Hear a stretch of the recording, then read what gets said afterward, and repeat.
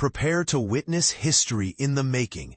Brazil's Alice Pereira is on the verge of becoming the youngest woman ever to compete in the UFC, a monumental feat that highlights the rapidly evolving landscape of women's mixed martial arts. But here's where it gets controversial. Is pushing such young athletes into the fierce spotlight of the UFC a bold step forward or a risky gamble? Let's explore.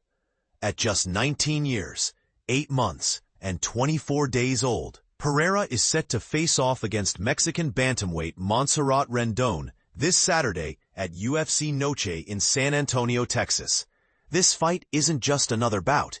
It shatters the record previously held by South Korea's Chan Mi-jen, who entered the octagon at 19 years, 9 months, and 13 days back in 2017. That was the plan from the beginning. Pereira shared in an interview with MMA Fighting. "I always dreamed of being the youngest female fighter in the UFC.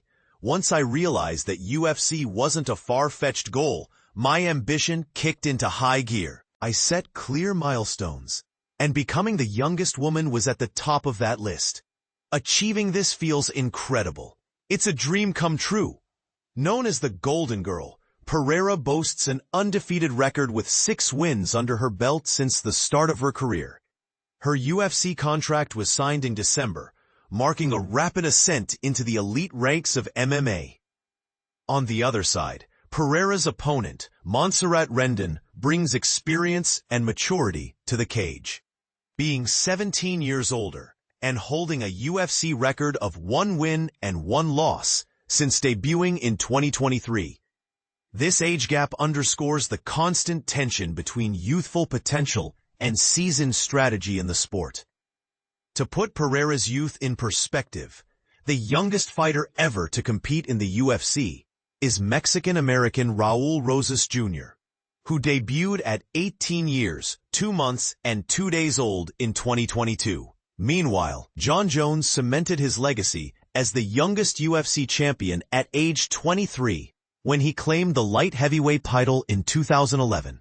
The stage for this historic fight is UFC Noche, an event held for the 3rd time and dedicated to celebrating Mexico's Independence Day, adding a layer of cultural pride and significance to the proceedings.